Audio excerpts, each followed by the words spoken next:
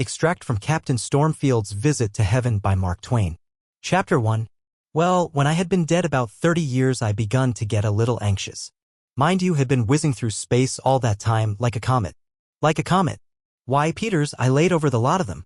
Of course there weren't any of them going my way as a steady thing, you know, because they travel in a long circle like the loop of a lasso, whereas I was pointed as straight as a dart for the hereafter. But I happened on one every now and then that was going my way for an hour or so, and then we had a bit of a brush together. But it was generally pretty one-sided because I sailed by them the same as if they were standing still. An ordinary comet don't make more than about 200,000 miles a minute. Of course, when I came across one of that sort, like Encke's and Halley's comets, for instance, it weren't anything but just a flash and a vanish, you see. You couldn't rightly call it a race. It was as if the comet was a gravel train and I was a telegraph dispatch. But after I got outside of our astronomical system, I used to flush a comet occasionally that was something like. We haven't got any such comets, ours don't begin. One night I was swinging along at a good round gait, everything taut and trim, and the wind in my favor. I judged I was going about 1,000,000 miles a minute. It might have been more, it couldn't have been less. When I flushed a most uncommonly big one about 3 points off my starboard bow. By his stern lights, I judged he was bearing about northeast and by north half east. Well, it was so near my course that I wouldn't throw away the chance. So I fell off a point, steadied my helm, and went for him. You should have heard me whiz, and seen the electric fur fly. In about a minute and a half I was fringed out with an electrical nimbus that flamed around for miles and miles and lit up all space like broad day. The comet was burning blue in the distance like a sickly torch when I first sighted him, but he begun to grow bigger and bigger as I crept up on him. I slipped up on him so fast that when I had gone about 150 million miles I was close enough to be swallowed up in the phosphorescent glory of his wake, and I couldn't see anything for the glare. Thinks I, it won't do to run into him, so I shunted to one side and tore along. By and by I closed up abreast of his tail. Do you know what it was like? It was like a gnat closing up on the continent of America. I forged along. By and by I had sailed along his coast for a little upwards of 150 million miles, and then I could see by the shape of him that I hadn't even got up to his waistband yet. Why, Peters, we don't know anything about comets down here. If you want to see comets that are comets, you've got to go outside of our solar system, where there's room for them, you understand. My friend, I've seen comets out there that couldn't even lay down inside the orbits of our noblest comets without their tails hanging over. Well, I boomed along another 150 million miles, and got up abreast his shoulder, as you may say. I was feeling pretty fine, I tell you. But just then I noticed the officer of the deck come to the side and hoist his glass in my direction. Straight off I heard him sing out, "Below there, ahoy! Shake her up! Shake her up! Heave on 100 million billion tons of brimstone! Aye, aye, sir! Pipe the starboard watch! All hands on deck! Aye, aye, sir! Send 200,000 million men aloft to shake out royals and skyscrapers! Aye, aye, sir! Hand the stuns! Hang out every rag you've got! Clothe her from stem to rudder post!" Aye, aye, sir. In about a second I begun to see I'd woke up a pretty ugly customer, Peters. In less than 10 seconds that comet was just a blazing cloud of red-hot canvas. It was piled up into the heavens clean out of sight. The old thing seemed to swell out and occupy all space. The sulfur smoke from the furnaces, oh well, nobody can describe the way it rolled and tumbled up into the skies. And nobody can half describe the way it smelled. Neither can anybody begin to describe the way that monstrous craft begun to crash along. And such another powwow, thousands of bosun's whistles screaming at once, and a crew like the populations of 100,000 worlds like ours all swearing at once. Well, I never heard the like of it before. We roared and thundered along side by side, both doing our level best, because I'd never struck a comet before that could lay over me, and so I was bound to beat this one or break something. I judged I had some reputation in space, and I calculated to keep it. I noticed I wasn't gaining as fast now as I was before, but still I was gaining. There was a power of excitement on board the comet. Upwards of 100 billion passengers swarmed up from below and rushed to the side and begun to bet on the race. Of course this careened her and damaged her speed. My, but wasn't the mate mad? He jumped at that crowd with his trumpet in his hand and sung out, "Amidships! Amidships, you!" The captain could not remember what this word was. He said it was in a foreign tongue. Or I'll brain the last idiot of you. Well, sir, I gained and gained, little by little, till at last I went skimming sweetly by the magnificent old conflagration's nose. By this time the captain of the comet had been rousted out, and he stood there in the red glare for Ard, by the mate, in his shirt-sleeves and slippers, his hair all rats' nests and one suspender hanging, and how sick those two men did look. I just simply couldn't help putting my thumb to my nose as I glided away and singing out, "Ta-ta, ta-ta, any word to send to your family? Peters, it was a mistake. Yes, sir, I've often regretted that it was a mistake." You see, the captain had given up the race, but that remark was too tedious for him. He couldn't stand it. He turned to the mate and says he, "Have we got brimstone enough of our own to make the trip?" "Yes, sir." "Sure." "Yes, sir, more than enough." "How much have we got in cargo for Satan?" 1,800,000 billion quintillions of Kazarks. "Very well, then let his borders freeze till the next comet comes. Lighten ship. Lively now, lively, men. Heave the whole cargo overboard. Peters, look me in the eye, and be calm. I found out, over there, that a Kazark is exactly the bulk of 169 worlds like ours. They hove all that load overboard. When it fell, it wiped out a considerable raft of stars, just as clean as if they'd been candles and somebody blowed them out. As for the race, that was at an end. The minute she was lightened, the comet swung along by me the same as if I was anchored." The captain stood on the stern, by the after davits, and put his thumb to his nose and sung out, "Ta-ta, ta-ta.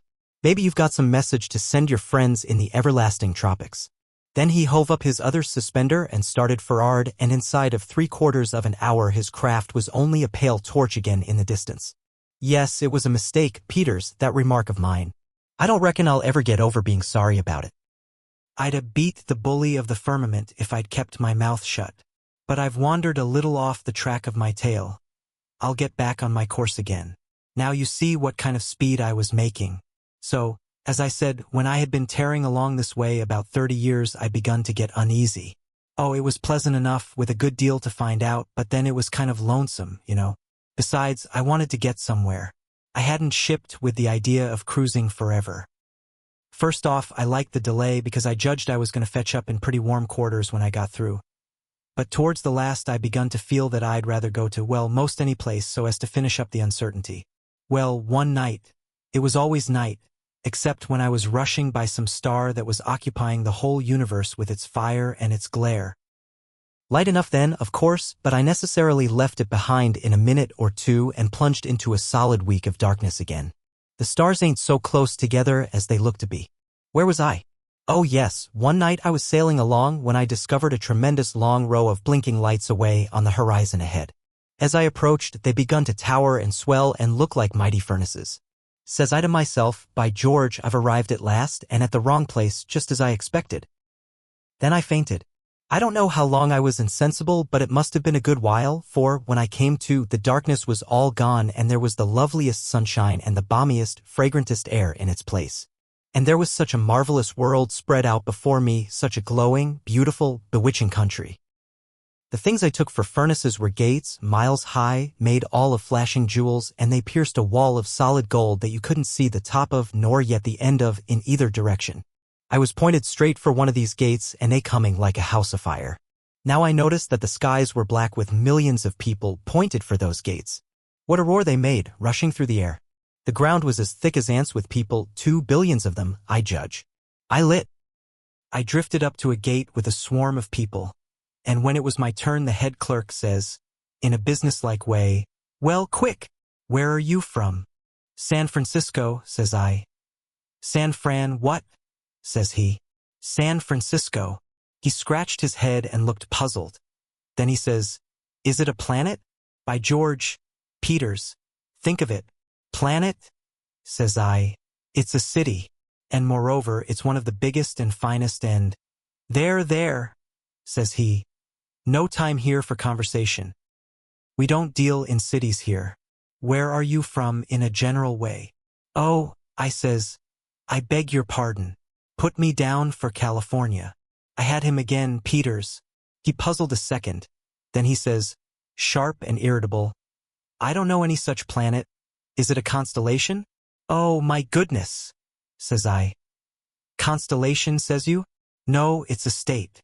Man, we don't deal in states here. Will you tell me where you are from in general? At large? Don't you understand? Oh, now I get your idea, I says. I'm from America, the United States of America. Peters, do you know I had him again? If I hadn't, I'm a clam. His face was as blank as a target after a militia shooting match. He turned to an underclerk and says, where is America? What is America? The underclerk answered up prompt and says, there ain't any such orb. Orb, says I. Why, what are you talking about, young man?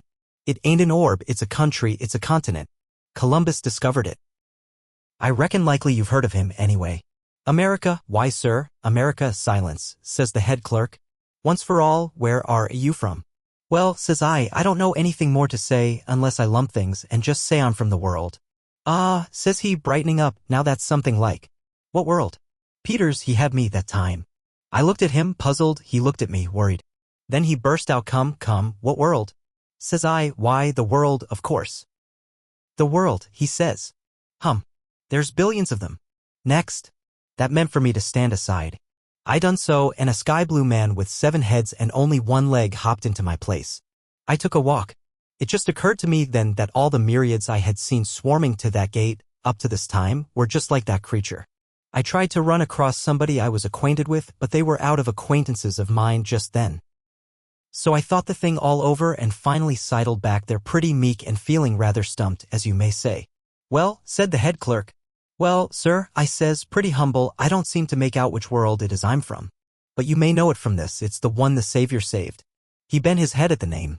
Then he says, gently, the worlds he has saved are like to the gates of heaven in number, none can count them.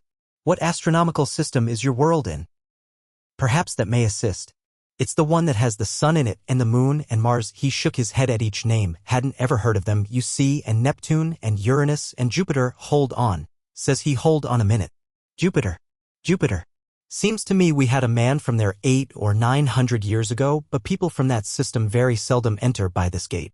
All of a sudden he begun to look me so straight in the eye that I thought he was going to bore through me. Then he says, very deliberate, did you come straight here from your system? Yes, sir, I says, but I blushed the least little bit in the world when I said it. He looked at me very stern and says, that is not true, and this is not the place for prevarication. You wandered from your course. How did that happen? Says I, blushing again. I'm sorry, and I take back what I said, and confess. I raced a little with a comet one day, only just the least little bit, only the tiniest lit. So, says he, and without any sugar in his voice to speak of. I went on and says, but I only fell off just a bare point, and I went right back on my course again the minute the race was over. No matter, that divergence has made all this trouble. It has brought you to a gate that is billions of leagues from the right one. If you had gone to your own gate, they would have known all about your world at once, and there would have been no delay. But we will try to accommodate you. He turned to an underclerk and says, what system is Jupiter in? I don't remember, sir, but I think there is such a planet in one of the little new systems away out in one of the thinly whirled corners of the universe. I will see. He got a balloon and sailed up and up and up, in front of a map that was as big as Rhode Island. He went on up till he was out of sight, and by he came down and got something to eat and went up again. To cut a long story short, he kept on doing this for a day or two, and finally he came down and said he thought he had found that solar system, but it might be fly specks. So he got a microscope and went back. It turned out better than he feared. He had rousted out our system, sure enough. He got me to describe our planet and its distance from the sun, and then he says to his chief, oh, I know the one he means now, sir. It is on the map. It is called the wart. Says I to myself, young man, it wouldn't be wholesome for you to go down there and call it the wart. Well, they let me in then, and told me I was safe forever and wouldn't have any more trouble. Then they turned from me and went on with their work, the same as if they considered my case all complete and shipshape. I was a good deal surprised at this, but I was diffident about speaking up and reminding them. I did so hate to do it, you know. It seemed a pity to bother them. They had so much on their hands. Twice I thought I would give up and let the thing go. So twice I started to leave, but immediately I thought what a figure I should cut stepping out amongst the redeemed in such a rig, and that made me hang back and come to anchor again. People got to eyeing me, clerks, wondering why I didn't get underway. I couldn't stand this long. It was too uncomfortable. So at last I plucked up courage and tipped the head clerk a signal. He says, "What? You here yet? What's wanting?" says I, in a low voice and very confidential, making a trumpet with my hands at his ear. "I beg pardon, and you mustn't mind my reminding you and seeming to meddle, but hain't you forgot something?" He studied a second and says, "Forgot something?" "No, not that I know of." "Think," says I. He thought. Then he says, "No, I can't seem to have forgot anything." "What is it?" "Look at me," says I. "Look me all over." He done it. "Well?" says he. "Well," says I. "You don't notice anything? If I branched out amongst the elect looking like this, wouldn't I attract considerable attention? Wouldn't I be a little conspicuous?" "Well," he says, "I don't see anything the matter. What do you lack?" "Lack? Why, I lack my harp and my wreath and my halo and my hymn book and my palm branch. I lack everything that a body naturally requires up here, my friend." Puzzled? Peters, he was the worst puzzled man you ever saw. Finally he says, "Well, you seem to be a curiosity every way a body takes you. I never heard of these things before." I looked at the man a while in solid astonishment. Then I says, "Now, I hope you don't take it as an offense, for I don't mean any, but really, for a man that has been in the kingdom as long as I reckon you have, you do seem to know powerful little about its customs." "Its customs," says he. "Heaven is a large place, good friend. Large empires have many and diverse customs. Even small dominions have, as you doubtless know by what you have seen of the matter on a small scale in the wart. How can you imagine I could ever learn the varied customs of the countless kingdoms of heaven? It makes my head ache to think of it. I know the customs that prevail in those portions inhabited by peoples that are appointed to enter by my own gate. And hark ye, that is quite enough knowledge for one individual to try to pack into his head in the 37 millions of years I have devoted night and day to that study. But the idea of learning the customs of the whole appalling expanse of heaven, oh man, how insanely you talk.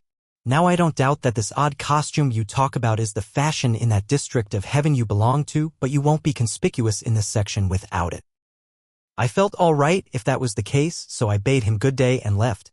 All day I walked towards the far end of a prodigious hall of the office, hoping to come out into heaven any moment, but it was a mistake. That hall was built on the general heavenly plan. It naturally couldn't be small. At last I got so tired I couldn't go any farther, so I sat down to rest and begun to tackle the queerest sort of strangers and ask for information, but I didn't get any.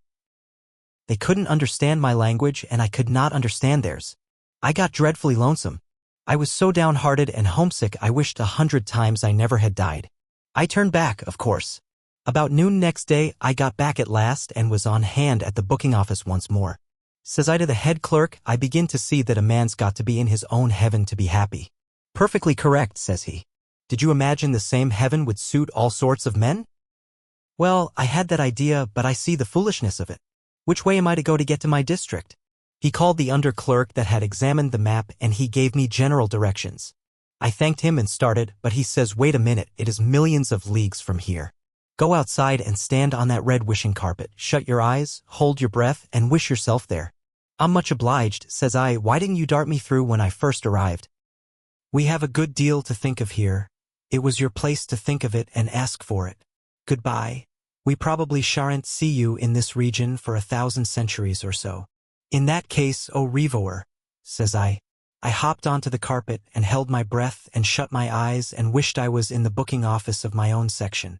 The very next instant a voice I knew sung out in a business kind of a way, "A harp and a hymn book, pair of wings and a halo, size 13, for Captain Eli Stormfield of San Francisco. Make him out a clean bill of health and let him in." I opened my eyes. Sure enough, it was a Paiute Injun I used to know in Tulare County. Mighty good fellow. I remembered being at his funeral, which consisted of him being burnt and the other Injuns gauming their faces with his ashes and howling like wildcats. He was powerful glad to see me, and you may make up your mind I was just as glad to see him, and feel that I was in the right kind of a heaven at last. Just as far as your eye could reach, there was swarms of clerks, running and bustling around, tricking out thousands of Yanks and Mexicans and English and Arabs and all sorts of people in their new outfits. And when they gave me my kit and I put on my halo and took a look in the glass, I could have jumped over a house for joy. I was so happy. "Now this is something like," says I. "Now," says I, "I'm all right, show me a cloud." Inside of 15 minutes I was a mile on my way towards the cloud banks and about 1 million people along with me. Most of us tried to fly, but some got crippled and nobody made a success of it. So we concluded to walk, for the present, till we had had some wing practice. We begun to meet swarms of folks who were coming back. Some had harps and nothing else, some had hymn books and nothing else, some had nothing at all of them looked meek and uncomfortable. One young fellow hadn't anything left but his halo and he was carrying that in his hand. All of a sudden he offered it to me and says, "Will you hold it for me a minute?" Then he disappeared in the crowd. I went on. A woman asked me to hold her palm branch and then she disappeared. A girl got me to hold her harp for her and by George, she disappeared and so on till I was about loaded down to the guards. Then comes a smiling old gentleman and asked me to hold his things. I swabbed off the perspiration and says, "Pretty tart, I'll have to get you to excuse me, my friend, I ain't no hat rack." About this time I begun to run across piles of those traps lying in the road. I just quietly dumped my extra cargo along with them. I looked around and Peters, that whole nation that was following me were loaded down the same as I'd been. The return crowd had got them to hold their things a minute, you see. They all dumped their loads, too, and we went on. When I found myself perched on a cloud with 1 million other people, I never felt so good in my life. Says I, now this is according to the promises. I've been having my doubts, but now I am in heaven, sure enough. I gave my palm branch a wave or two, for luck, and then I tautened up my harp strings and struck in. Well, Peters, you can't imagine anything like the row we made. It was grand to listen to and made a body thrill all over, but there was considerable many tunes going on at once, and that was a drawback to the harmony, you understand, and then there was a lot of Injun tribes, and they kept up such another war whooping that they kind of took the tuck out of the music. By and by I quit performing and judged I'd take a rest. There was quite a nice mild old gentleman sitting next me and I noticed he didn't take a hand. I encouraged him, but he said he was naturally bashful and was afraid to try before so many people. By and by the old gentleman said he never could seem to enjoy music somehow. The fact was I was beginning to feel the same way, but I didn't say anything. Him and I had a considerable long silence then, but of course it warn't noticeable in that place. After about 16 or 17 hours, during which I played and sung a little now and then.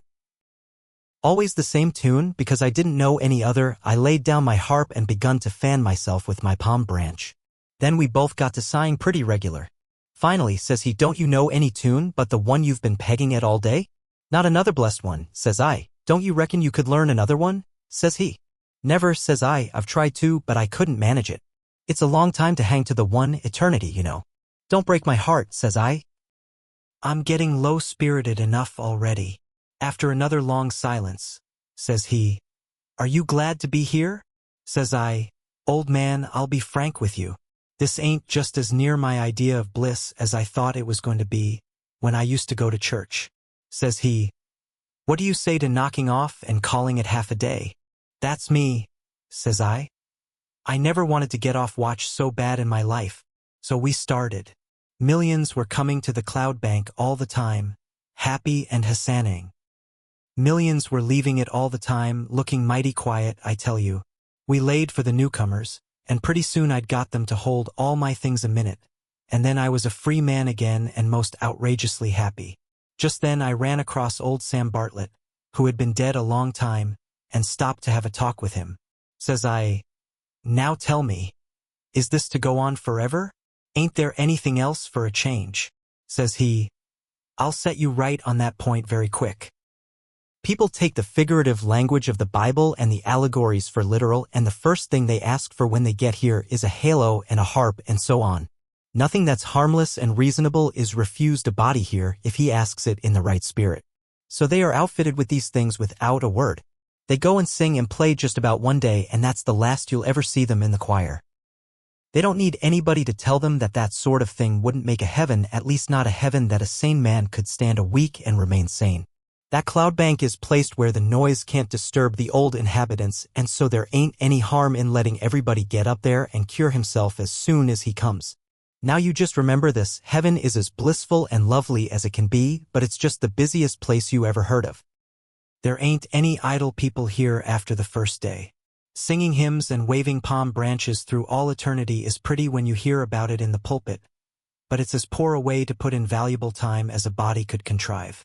It would just make a heaven of warbling ignoramuses. Don't you see? Eternal rest sounds comforting in the pulpit. 2. Well, you try it once and see how heavy time will hang on your hands. Why, Stormfield, a man like you that had been active and stirring all his life, would go mad in 6 months in a heaven where he hadn't anything to do. Heaven is the very last place to come to rest in, and don't you be afraid to bet on that. Says I, Sam, I'm as glad to hear it as I thought I'd be sorry. I'm glad I come now. Says he, Captain, ain't you pretty physically tired? Says I, Sam, it ain't any name for it. I'm dog tired. Just so, just so. You've earned a good sleep and you'll get it. You've earned a good appetite and you'll enjoy your dinner. It's the same here as it is on Earth. You've got to earn a thing, square and honest, before you enjoy it. You can't enjoy first and earn afterwards. But there's this difference here: you can choose your own occupation and all the powers of heaven will be put forth to help you make a success of it if you do your level best. The shoemaker on Earth that had the soul of a poet in him won't have to make shoes here.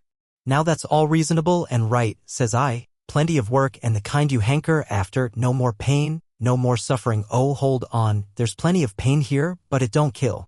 There's plenty of suffering here, but it don't last. You see, happiness ain't a thing in itself, it's only a contrast with something that ain't pleasant. That's all it is. There ain't a thing you can mention that is happiness in its own self, it's only so by contrast with the other thing. And so, as soon as the novelty is over and the force of the contrast dulled, it ain't happiness any longer, and you have to get something fresh.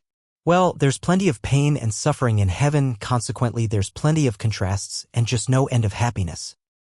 Says I, it's the sensiblest heaven I've heard of yet, Sam, though it's about as different from the one I was brought up on as a live princess is different from her own wax figure. Along in the first months I knocked around about the kingdom, making friends and looking at the country, and finally settled down in a pretty likely region to have a rest before taking another start. I went on making acquaintances and gathering up information. I had a good deal of talk with an old bald-headed angel by the name of Sandy McWilliams. He was from somewhere in New Jersey. I went about with him considerable. We used to lay around warm afternoons in the shade of a rock on some meadow ground that was pretty high and out of the marshy slush of his cranberry farm, and there we used to talk about all kinds of things and smoke pipes. One day, says I, about how old might you be, Sandy? 72. I judged so. How long you been in heaven? 27 years, come Christmas. How old was you when you come up? Why, 72, of course. You can't mean it. Why can't I mean it? Because if you was 72 then, you are naturally 99 now. No, but I ain't. I stay the same age I was when I come. Well, says I, come to think, there's something just here that I want to ask about. Down below, I always had an idea that in heaven we would all be young and bright and spry. Well, you can be young if you want to. You've only got to wish. Well, then, why didn't you wish? I did. They all do. You'll try it someday, like enough, but you'll get tired of the change pretty soon. Why? Well, I'll tell you. Now you've always been a sailor, did you ever try some other business? Yes, I tried keeping grocery once up in the mines, but I couldn't stand it. It was too dull, no stir, no storm, no life about it. It was like being part dead and part alive both at the same time. I wanted to be one thing or t'other. I shut up shop pretty quick and went to sea. That's it. Grocery people like it, but you couldn't. You see, you wasn't used to it. Well, I wasn't used to being young and I couldn't seem to take any interest in it. I was strong and handsome and had curly hair, yes, and wings too, gay wings like a butterfly. I went to picnics and dances and parties with the fellows, and tried to carry on and talk nonsense with the girls, but it wasn't any use. I couldn't take to it. Fact is, it was an awful bore. What I wanted was early to bed and early to rise and something to do. And when my work was done, I wanted to sit quiet and smoke and think, not tear around with a parcel of giddy young kids.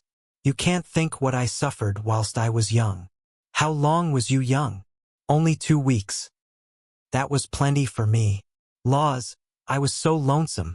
You see, I was full of the knowledge and experience of 72 years. The deepest subject those young folks could strike was only ABC to me. And to hear them argue, oh my, it would have been funny if it hadn't been so pitiful. Well, I was so hungry for the ways and the sober talk I was used to, that I tried to ring in with the old people, but they wouldn't have it.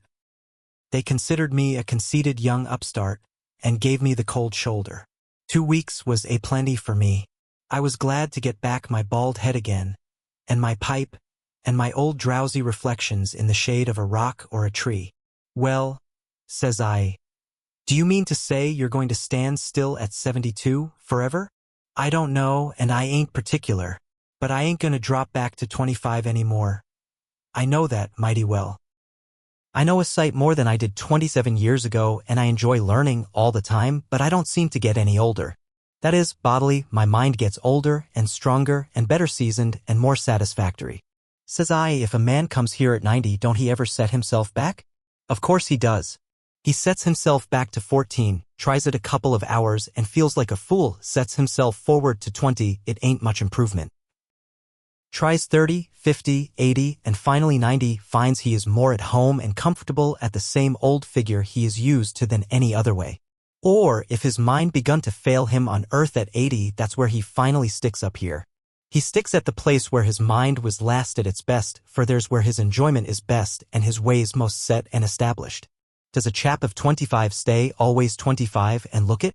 If he is a fool, yes. But if he is bright and ambitious and industrious, the knowledge he gains and the experiences he has change his ways and thoughts and likings and make him find his best pleasure in the company of people above that age. So he allows his body to take on that look of as many added years as he needs to make him comfortable and proper in that sort of society. He lets his body go on taking the look of age, according as he progresses, and by he will be bald and wrinkled outside, and wise and deep within. Babies the same? Babies the same. Laws, what asses we used to be on earth about these things. We said we'd be always young in heaven. We didn't say how young, we didn't think of that, perhaps, that is, we didn't all think alike anyway. When I was a boy of 7, I suppose I thought we'd all be 12 in heaven. When I was 12, I suppose I thought we'd all be 18 or 20 in heaven. When I was 40, I begun to go back. I remember I hoped we'd all be about 30 years old in heaven. Neither a man nor a boy ever thinks the age he has is exactly the best one. He puts the right age a few years older or a few years younger than he is. Then he makes that ideal age the general age of the heavenly people. And he expects everybody to stick at that age, stand stock still, and expects them to enjoy it. Now just think of the idea of standing still in heaven. Think of a heaven made up entirely of hoop-rolling, marble-playing cubs of 7 years, or of awkward, diffident, sentimental immaturities of 19, or of vigorous people of 30, healthy-minded, brimming with ambition, but chained hand and foot to that one age and its limitations like so many helpless galley slaves. Think of the dull sameness of a society made up of people all of one age and one set of looks, habits, tastes, and feelings. Think how superior to it Earth would be with its variety of types and faces and ages and the enlivening attrition of the myriad interests that come into pleasant collision in such a variegated society. Look here, says I, do you know what you're doing? Well, what am I doing? You are making heaven pretty comfortable in one way, but you are playing the mischief with it in another. How'd you mean? Well, I says, take a young mother that's lost her child, and he says. Look, it was a woman, middle-aged and had grizzled hair. She was walking slow and her head was bent down and her wings hanging limp and droopy and she looked ever so tired and was crying, poor thing. She passed along by with her head down that way and the tears running down her face and didn't see us. Then Sandy said, low and gentle and full of pity, she's hunting for her child. No, found it, I reckon. Lord, how she's changed. But I recognized her in a minute, though it's 27 years since I saw her. A young mother she was, about 22 or 4, or along there, and blooming and lovely and sweet. Oh, just a flower. And all her heart and all her soul was wrapped up in her child, her little girl, 2 years old. And it died and she went wild with grief, just wild. Well, the only comfort she had was that she'd see her child again, in heaven, never more to part, she said, and kept on saying it over and over, never more to part. And the words made her happy, yes, they did. They made her joyful. And when I was dying 27 years ago, she told me to find her child the first thing, and say she was coming. Soon, soon, very soon. She hoped and believed. Why, it's pitiful, Sandy. He didn't say anything for a while, but sat looking at the ground, thinking. Then he says, kind of mournful, and now she's come. Well, go on. Stormfield, maybe she hasn't found the child, but I think she has. Looks so to me. I've seen cases before. You see, she's kept the child in her head just the same as it was when she jounced it in her arms, a little chubby thing. But here it didn't elect to stay a child. No, it elected to grow up, which it did. And in these 27 years it has learned all the deep scientific learning there is to learn and is studying and learning more and more all the time and don't give a damn for anything but learning. Just learning and discussing gigantic problems with people like herself. Well, Stormfield, don't you see? Her mother knows cranberries and how to tend them and pick them and put them up and market them. And not another blamed thing. Her and her daughter can't be any more company for each other now than mud turtle and bird o' paradise. Poor thing, she was looking for a baby to jounce. I think she's struck a disappointment. Sandy, what will they do? Stay unhappy forever in heaven? No, they'll come together and get adjusted by and by. But not this year and not next. By and by. Chapter 2. I had been having considerable trouble with my wings. The day after I helped the choir, I made a dash or two with them, but was not lucky. First off, I flew 30 yards and then fouled an Irishman and brought us both down, in fact. Next, I had a collision with a bishop and bowled him down, of course. We had some sharp words, and I felt pretty cheap to come banging into a grave old person like that, with a million strangers looking on and smiling to themselves. I saw I hadn't got the hang of the steering, and so couldn't rightly tell where I was going to bring up when I started. I went afoot the rest of the day and let my wings hang. Early next morning, I went to a private place to have some practice. I got up on a pretty high rock and got a good start and went swooping down, aiming for a bush a little over 300 yards off, but I couldn't seem to calculate for the wind, which was about 2 points abaft my beam. I could see I was going considerable to lord of the bush, so I worked my starboard wing slow and went ahead strong on the port one, but it wouldn't answer. I could see I was going to broach to, so I slowed down on both and lit. I went back to the rock and took another chance at it. I aimed 2 or 3 points to starboard of the bush, yes, more than that, enough so as to make it nearly a headwind. I done well enough, but made pretty poor time. I could see plain enough that on a headwind wings was a mistake. I could see that a body could sail pretty close to the wind, but he couldn't go in the wind's eye. I could see that if I wanted to go visiting any distance from home and the wind was ahead, I might have to wait days, maybe, for a change, and I could see, too, that these things could not be any use at all in a gale if you tried to run before the wind. You would make a mess of it, for there isn't any way to shorten sail, like reefing. You know, you have to take it all in, shut your feathers down flat to your sides. That would land you, of course. You could lay to with your head to the wind eye. That is the best you could do, and right hard work you'd find it, too. If you tried any other game, you would founder, sure. I judge it was about a couple of weeks or so after this that I dropped old Sandy McWilliams a note one day. It was a Tuesday, and asked him to come over and take his manna and quails with me next day. And the first thing he did when he stepped in was to twinkle his eye in a sly way and say, "Well, Cap, what you done with your wings?" I saw in a minute that there was some sarcasm done up in that rag somewheres, but I never let on. I only says, "Gone to the wash." Yes, he says, in a dry sort of way, they mostly go to the wash about this time. I've often noticed it. Fresh angels are powerful neat. When do you look for 'em back? Day after tomorrow, says I. He winked at me and smiled. Says I, Sandy, out with it. Come, no secrets among friends. I notice you don't ever wear wings and plenty others don't. I've been making an ass of myself, is that it? That is about the size of it. But it is no harm. We all do it at first. It's perfectly natural. You see, on Earth we jump to such foolish conclusions as to things up here. In the pictures we always saw the angels with wings on, and that was all right, but we jumped to the conclusion that that was their way of getting around, and that was all wrong. The wings ain't anything but a uniform, that's all.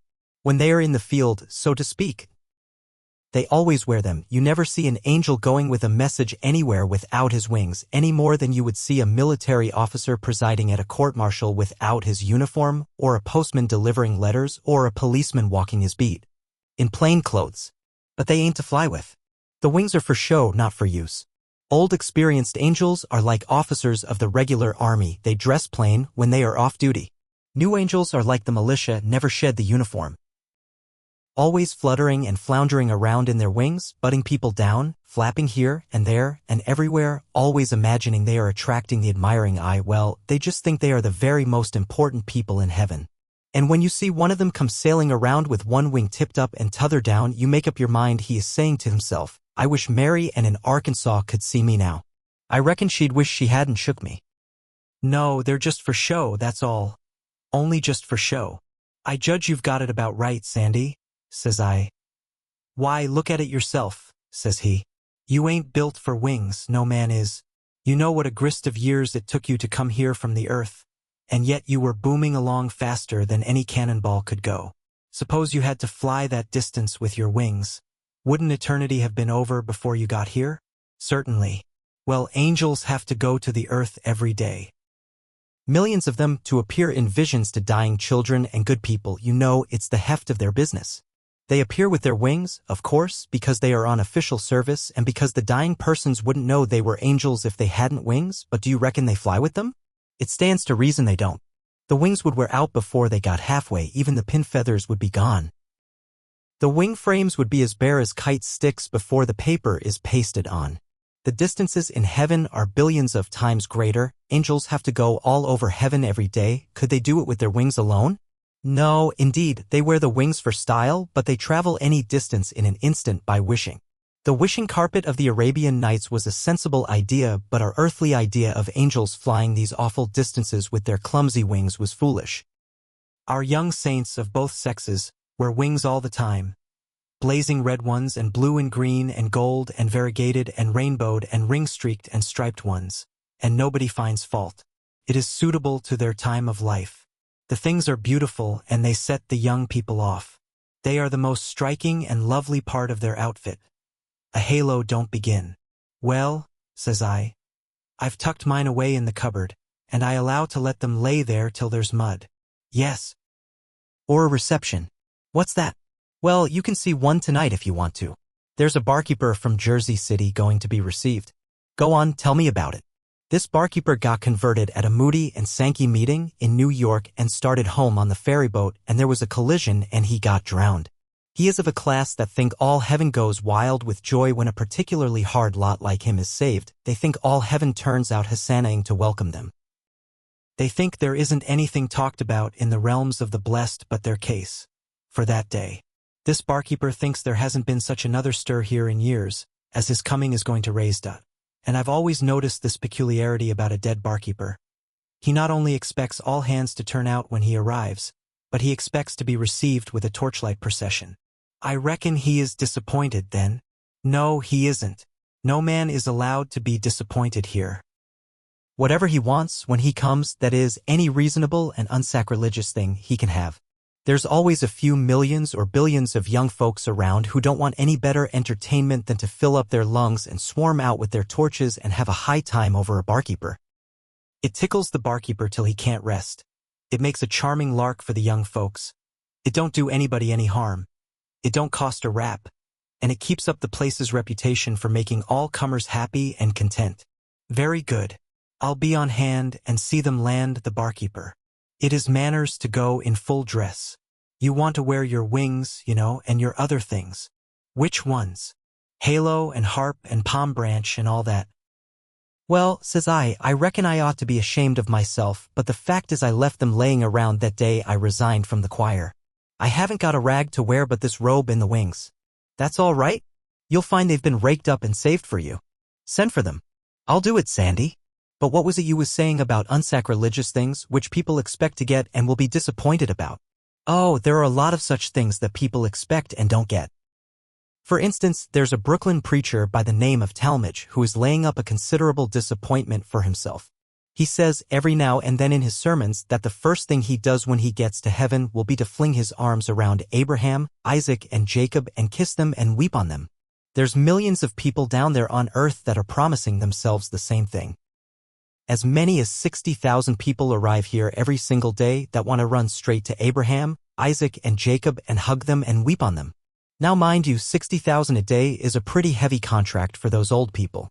If they were a mind to allow it, they wouldn't ever have anything to do, year in and year out, but stand up and be hugged and wept on 32 hours in the 24. They would be tired out and as wet as muskrats all the time. What would heaven be to them? It would be a mighty good place to get out of, you know that yourself. Those are kind and gentle old Jews, but they ain't any fonder of kissing the emotional highlights of Brooklyn than you be. You mark my words, Mr. T.S. endearments are going to be declined with thanks. There are limits to the privileges of the elect, even in heaven. Why, if Adam was to show himself to every newcomer that wants to call and gaze at him and strike him for his autograph, he would never have time to do anything else but just that. Talmage has said he is going to give Adam some of his attentions as well as A, I, and J. But he will have to change his mind about that. Do you think Talmage will really come here? Why, certainly he will, but don't you be alarmed. He will run with his own kind, and there's plenty of them. That is the main charm of heaven. There's all kinds here, which wouldn't be the case if you let the preachers tell it. Anybody can find the sort he prefers here, and he just lets the others alone, and they let him alone. When the deity builds a heaven, it is built right and on a liberal plan. Sandy sent home for his things, and I sent for mine, and about 9 in the evening we begun to dress. Sandy says this is going to be a grand time for you, Stormy. Like as not, some of the patriarchs will turn out. No, but will they? Like as not. Of course they are pretty exclusive. They hardly ever show themselves to the common public. I believe they never turn out except for an 11th-hour convert. They wouldn't do it then. Only earthly tradition makes a grand show pretty necessary on that kind of an occasion. Do they in turn out, Sandy? Who? All the patriarchs. Oh no, hardly ever more than a couple. You will be here 50,000 years. Maybe more before you get a glimpse of all the patriarchs and prophets. Since I have been here, Job has been to the front once, and once Ham and Jeremiah both at the same time. But the finest thing that has happened in my day was a year or so ago. That was Charles Peace's reception, him they called the Banner-Cross Murderer, an Englishman. There were 4 patriarchs and 2 prophets on the grandstand that time. There hasn't been anything like it since Captain Kidd came. Abel was there. The first time in 1200 years. A report got around that Adam was coming. Well, of course, Abel was enough to bring a crowd all by himself, but there is nobody that can draw like Adam. It was a false report, but it got around anyway, as I say, and it will be a long day before I see the like of it again. The reception was in the English department, of course, which is 811 million miles from the New Jersey line.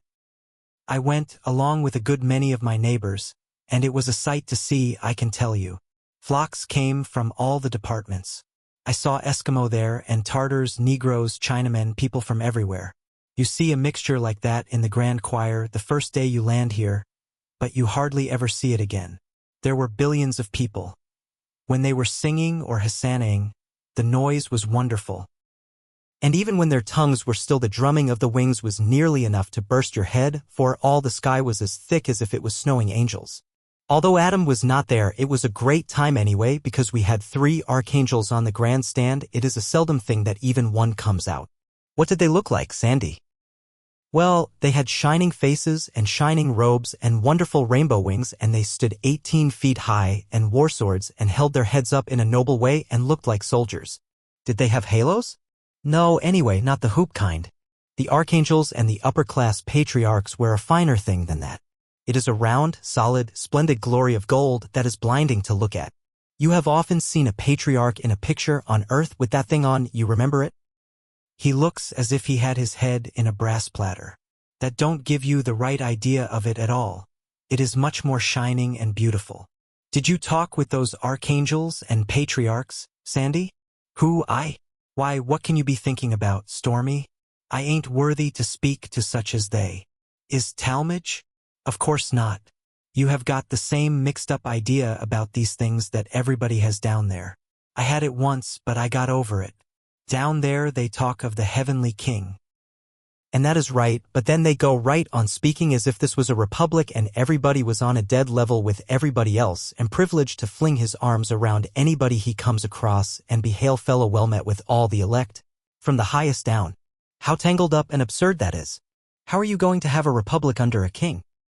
How are you going to have a republic at all where the head of the government is absolute, holds his place forever, and has no parliament, no council to meddle or make in his affairs, nobody voted for, nobody elected, nobody in the whole universe with a voice in the government, nobody asked to take a hand in its matters, and nobody allowed to do it? Fine republic, ain't it? Well, yes, it is a little different from the idea I had. But I thought I might go around and get acquainted with the grandees anyway. Not exactly splice the main brace with them, you know, but shake hands and pass the time of day. Could Tom, Dick, and Harry call on the cabinet of Russia and do that? On Prince Gorbachev, for instance? I reckon not, Sandy. Well, this is Russia, only more so. There's not the shadow of a republic about it anywhere. There are ranks here. There are viceroys, princes, governors, sub-governors, sub-sub-governors, and 100 orders of nobility, grading along down from grand ducal archangels, stage by stage, till the general level is struck where there ain't any titles. Do you know what a prince of the blood is on earth? No, well, a prince of the blood don't belong to the royal family exactly, and he don't belong to the mere nobility of the kingdom. He is lower than the one and higher than t'other. That's about the position of the patriarchs and prophets here. There's some mighty high nobility here, people that you and I ain't worthy to polish sandals for, and they ain't worthy to polish sandals for the patriarchs and prophets. That gives you a kind of an idea of their rank, don't it? You begin to see how high up they are, don't you? Just to get a 2-minute glimpse of one of them is a thing for a body to remember and tell about for 1,000 years. Why, Captain, just think of this.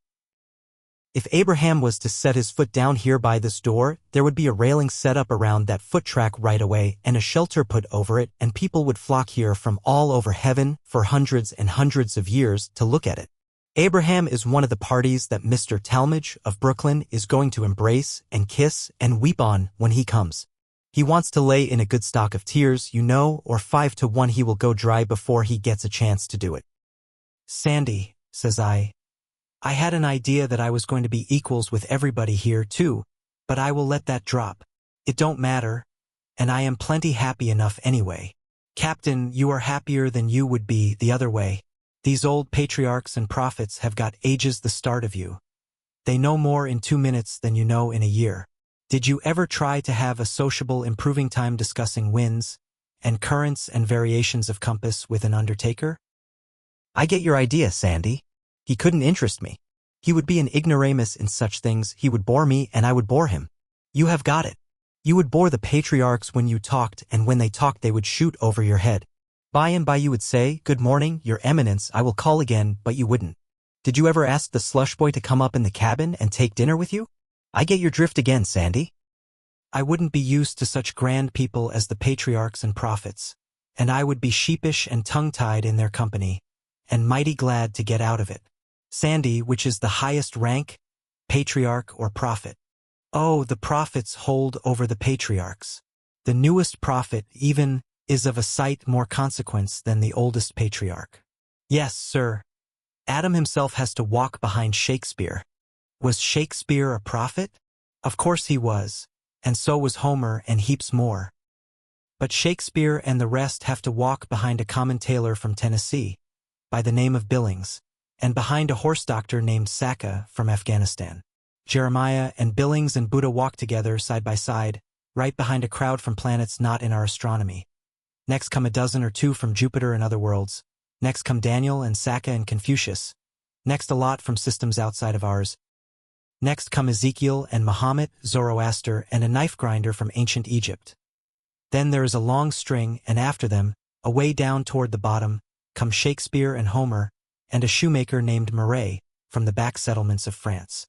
Have they really rung in Muhammad and all those other heathens? Yes, they all had their message, and they all get their reward. The man who don't get his reward on earth needn't bother. He will get it here, sure. But why did they throw off on Shakespeare that way, and put him away down there below those shoemakers and horse doctors and knife grinders? A lot of people nobody ever heard of. That is the heavenly justice of it. They weren't rewarded according to their deserts on earth, but here they get their rightful rank. That Taylor Billings, from Tennessee, wrote poetry that Homer and Shakespeare couldn't begin to come up to. But nobody would print it, nobody read it but his neighbors, an ignorant lot, and they laughed at it. Whenever the village had a drunken frolic and a dance, they would drag him in and crown him with cabbage leaves and pretend to bow down to him, and one night when he was sick and nearly starved to death, they had him out and crowned him. And then they rode him on a rail about the village, and everybody followed along, beating tin pans and yelling. Well, he died before morning. He wasn't ever expecting to go to heaven, much less that there was going to be any fuss made over him, so I reckon he was a good deal surprised when the reception broke on him. Was you there, Sandy? Bless you, no. Why? Didn't you know it was going to come off? Well, I judge I did. It was the talk of these realms, not for a day like this barkeeper business, but for 20 years before the man died. Why the mischief didn't you go, then? Now how you talk. The like of me go meddling around at the reception of a prophet? A mudsill like me trying to push in and help receive an awful grandee like Edward J. Billings? Why, I should have been laughed at for 1 billion miles around. I shouldn't ever heard the last of it. Well, who did go then? Mighty few people that you and I will ever get a chance to see, Captain. Not a solitary commoner ever has the luck to see a reception of a prophet, I can tell you. All the nobility and all the patriarchs and prophets, every last one of them, and all the archangels and all the princes and governors and viceroys, were there, and no small fry, not a single one.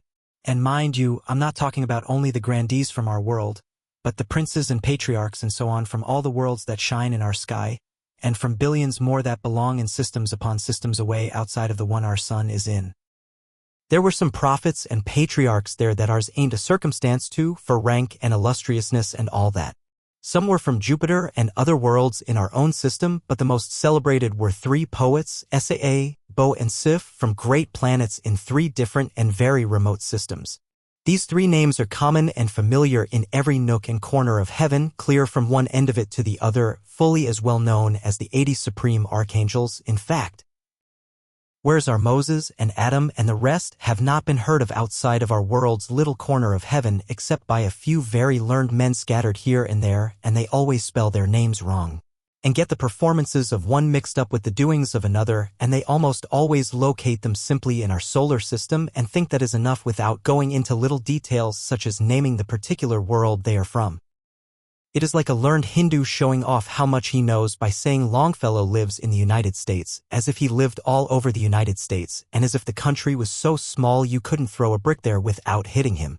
Between you and me, it does gravel me the cool way people from those monster worlds outside our system snub our little world and even our system. Of course we think a good deal of Jupiter because our world is only a potato to it for size. But then there are worlds in other systems that Jupiter isn't even a mustard seed to, like the planet Gubra, for instance, which you couldn't squeeze inside the orbit of Halley's Comet without straining the rivets. Tourists from Gubra, parties that lived and died there, natives, come here now and then and inquire about our world, and when they find out it is so little that a streak of lightning can flash clear around it in the 1/8 of a second, they have to lean up against something to laugh. Then they screw a glass into their eye and go to examining us as if we were a curious kind of foreign bug or something of that sort. One of them asked me how long our day was. And when I told him it was 12 hours long as a general thing, he asked me if people where I was from considered it worthwhile to get up and wash for such a day as that. That is the way with those Gubra people. They can't seem to let a chance go by to throw it in your face that their day is 322 of our years long. This young snob was just of age.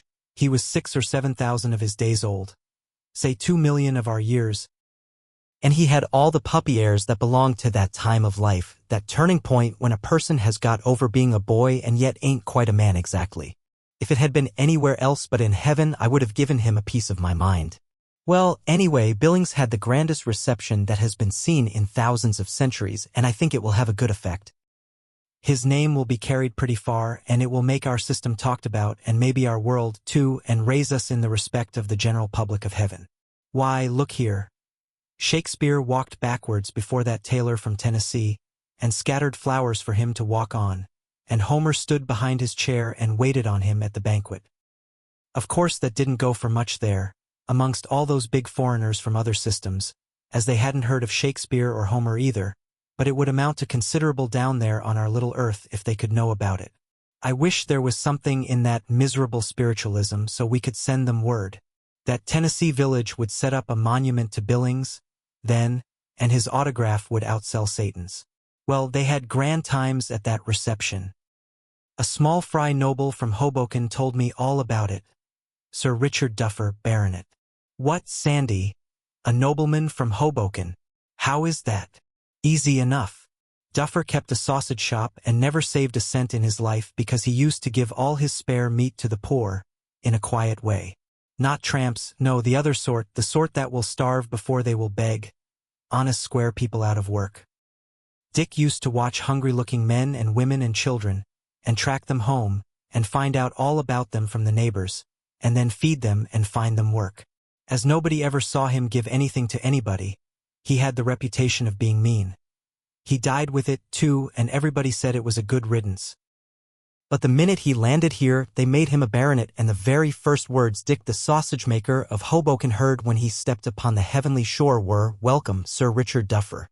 It surprised him some because he thought he had reasons to believe he was pointed for a warmer climate than this one. All of a sudden the whole region fairly rocked under the crash of 1101 thunderblasts, all let off at once, and Sandy says, "There, that's for the barkeep." I jumped up and says, "Then let's be moving along, Sandy, we don't want to miss any of this thing, you know." "Keep your seat," he says, "he is only just telegraphed, that is all." "How?" "That blast only means that he has been sighted from the signal station. He is off Sandy Hook. The committees will go down to meet him now and escort him in. There will be ceremonies and delays, they won't he coming up the bay for a considerable time yet. It is several billion miles away anyway." "I could have been a barkeeper and a hard lot just as well as not," says I, remembering the lonesome way I arrived and how there wasn't any committee nor anything. "I notice some regret in your voice," says Sandy, "and it is natural enough, but let bygones be bygones. You went according to your lights, and it is too late now to mend the thing." "No, let it slide, Sandy, I don't mind. But you've got a Sandy Hook here, too, have you?" "We've got everything here, just as it is below. All the states and territories of the Union and all the kingdoms of the earth and the islands of the sea are laid out here just as they are on the globe, all the same shape they are down there, and all graded to the relative size. Only each state and realm and island is a good many billion times bigger here than it is below." There goes another blast. "What is that one for?" "That is only another fort answering the first one. They each fire 1101 thunder blasts at a single dash. It is the usual salute for an 11th hour guest. 100 for each hour and an extra one for the guest's sex. If it was a woman we would know it by their leaving off the extra gun." "How do we know there's 1101, Sandy, when they all go off at once?" "And yet we certainly do know. Our intellects are a good deal sharpened up here in some ways, and that is one of them. Numbers and sizes and distances are so great here that we have to be made so we can feel them. Our old ways of counting and measuring and ciphering wouldn't ever give us an idea of them, but would only confuse us and oppress us and make our heads ache." After some more talk about this, I says, "Sandy, I notice that I hardly ever see a white angel. Where I run across one white angel, I strike as many as 100 million copper-colored ones, people that can't speak English. How's that?" "Well, you will find it the same in any state or territory of the American corner of heaven you choose to go to. I have shot along, a whole week on a stretch, and gone millions and millions of miles, through perfect swarms of angels, without ever seeing a single white one, or hearing a word I could understand. You see, America was occupied 1 billion years and more by Injuns and Aztecs, and that sort of folks before a white man ever set his foot in it. During the first 300 years after Columbus's discovery, there wasn't ever more than one good lecture audience of white people all put together in America. I mean the whole thing, British possessions and all. In the beginning of our century, there were only 6 million or 7 million, say 7, 12 million or 14 million in 1825, say 23 million in 1850, 40 million in 1875.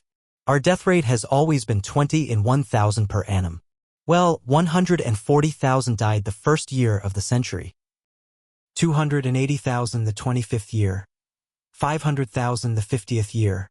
About 1 million the 75th year.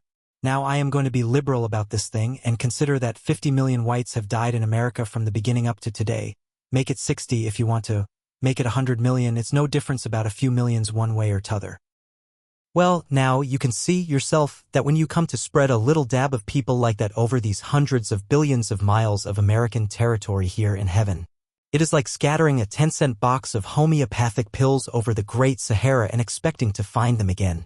You can't expect us to amount to anything in heaven, and we don't now. That is the simple fact, and we have got to do the best we can with it. The learned men from other planets and other systems come here and hang around a while, when they are touring around the kingdom, and then go back to their own section of heaven and write a book of travels, and they give America about 5 lines in it. And what do they say about us? They say this wilderness is populated with a scattering few 100,000 billions of red angels, with now and then a curiously complected diseased one. You see, they think we whites and the occasional nigger are Injuns that have been bleached out or blackened by some leprous disease or other, for some peculiarly rascally sin, mind you. It is a mighty sour pill for us all, my friend. Even the modestest of us, let alone the other kind, that think they are going to be received like a long-lost government bond, and hug Abraham into the bargain. I haven't asked you any of the particulars, Captain, but I judge it goes without saying. If my experience is worth anything, that there wasn't much of a hoorah made over you when you arrived, now is there? Don't mention it, Sandy, says I, coloring up a little. I wouldn't have had the family see it for any amount you are a mind to name. Change the subject, Sandy, change the subject. Well, do you think of settling in the California Department of Bliss? I don't know. I wasn't calculating on doing anything really definite in that direction till the family come. I thought I would just look around. Meantime, in a quiet way and make up my mind. Besides, I know a good many dead people, and I was calculating to hunt them up and swap a little gossip with them about friends and old times and one thing or another, and ask them how they like it here as far as they have got. I reckon my wife will want to camp in the California range, though, because most all her departed will be there, and she likes to be with folks she knows. Don't you let her. You see what the Jersey district of heaven is, for whites. Well, the Californian district is 1,000 times worse. It swarms with a mean kind of leather-headed mud-colored angels, and your nearest white neighbor is likely to be 1,000,000 miles away. What a man mostly misses in heaven is company of his own sort and color and language. I have come near settling in the European part of heaven once or twice on that account. Well, why didn't you, Sandy? Oh, various reasons. For one thing, although you see plenty of whites there, you can't understand any of them, hardly, and so you go about as hungry for talk as you do here. I like to look at a Russian or a German or an Italian. I even like to look at a Frenchman if I ever have the luck to catch him engaged in anything that ain't indelicate, but looking don't cure the hunger. What you want is talk. Well, there's England, Sandy, the English district of heaven. Yes, but it is not so very much better than this end of the heavenly domain. As long as you run across Englishmen born this side of 300 years ago, you are all right, but the minute you get back of Elizabeth's time, the language begins to fog up, and the further back you go, the foggier it gets. I had some talk with one Langland and a man by the name of Chaucer, old-time poets, but it was no use. I couldn't quite understand them, and they couldn't quite understand me. I have had letters from them since, but it is such broken English I can't make it out. Back of those men's time, the English are just simply foreigners, nothing more, nothing less. They talk Danish, German, Norman French, and sometimes a mixture of all three. Back of them, they talk Latin and ancient British, Irish, and Gaelic. And then back of these come billions and billions of pure savages that talk a gibberish that Satan himself couldn't understand. The fact is, where you strike one man in the English settlements that you can understand, you wade through awful swarms that talk something you can't make head nor tail of. You see, every country on earth has been overlaid so often in the course of 1 billion years with different kinds of people and different sorts of languages that this sort of mongrel business was bound to be the result in heaven.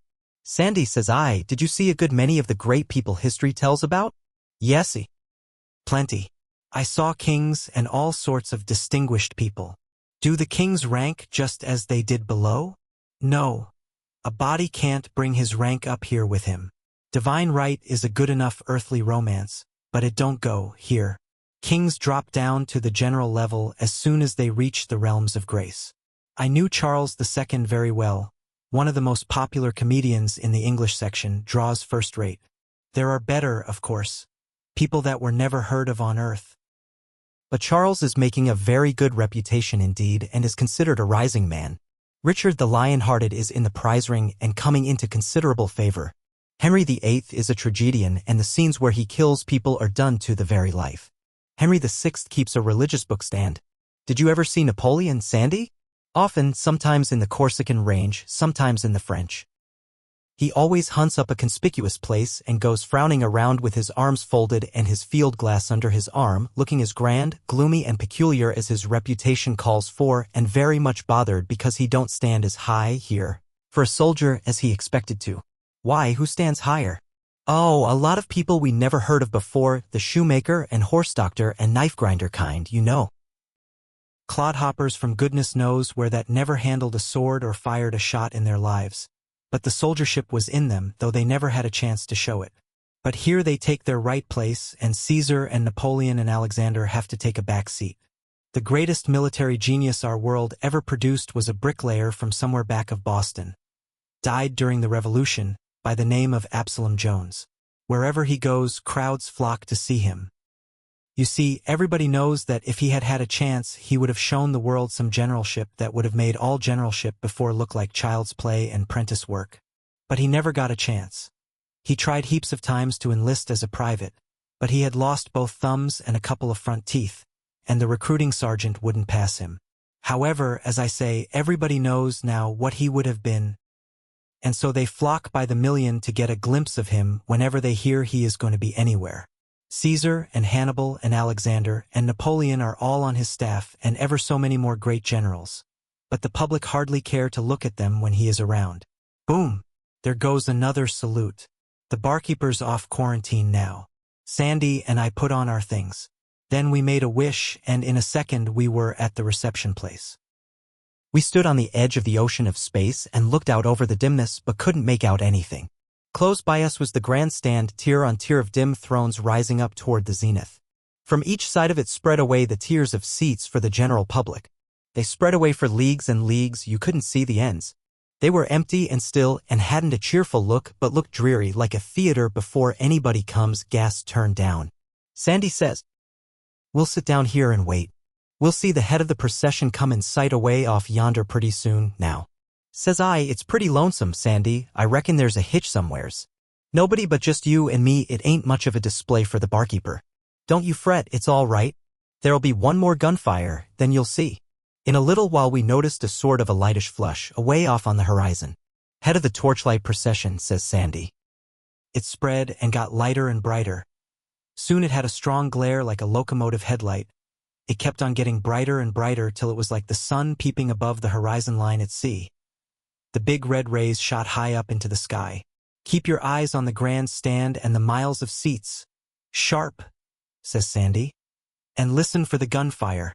Just then it burst out, boom, boom, boom, like a million thunderstorms in one, and made the whole heavens rock.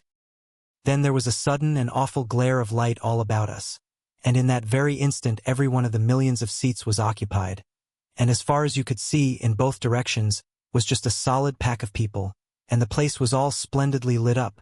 It was enough to take a body's breath away. Sandy says, "That is the way we do it here. No time fooled away. Nobody straggling in after the curtain's up. Wishing is quicker work than traveling." A quarter of a second ago these folks were millions of miles from here. When they heard the last signal, all they had to do was to wish, and here they are. The prodigious choir struck up, "We long to hear thy voice, to see thee face to face." It was noble music, but the uneducated chipped in and spoiled it, just as the congregations used to do on earth. The head of the procession began to pass now, and it was a wonderful sight.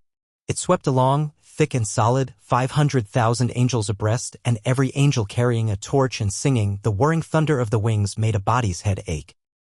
You could follow the line of the procession back and slanting upward into the sky, far away in a glittering snaky rope, till it was only a faint streak in the distance. The rush went on and on for a long time, and at last, sure enough, along comes the barkeeper, and then everybody rose and a cheer went up that made the heavens shake, I tell you. He was all smiles and had his halo tilted over one ear in a cocky way and was the most satisfied-looking saint I ever saw.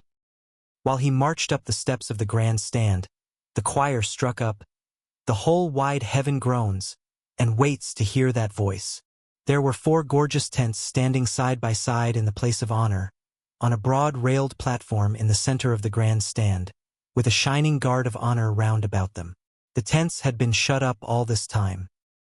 As the barkeeper climbed along up, bowing and smiling to everybody, and at last got to the platform, these tents were jerked up aloft all of a sudden, and we saw 4 noble thrones of gold, all caked with jewels. And in the 2 middle ones sat old white-whiskered men, and in the 2 others a couple of the most glorious and gaudy giants, with platter halos and beautiful armor. All the millions went down on their knees, and stared, and looked glad, and burst out into a joyful kind of murmurs. They said, "2 archangels. That is splendid. Who can the others be?" The archangels gave the barkeeper a stiff little military bow. The 2 old men rose. One of them said, "Moses and Esau welcome thee." And then all the 4 vanished, and the thrones were empty. The barkeeper looked a little disappointed, for he was calculating to hug those old people, I judge. But it was the gladdest and proudest multitude you ever saw, because they had seen Moses and Esau.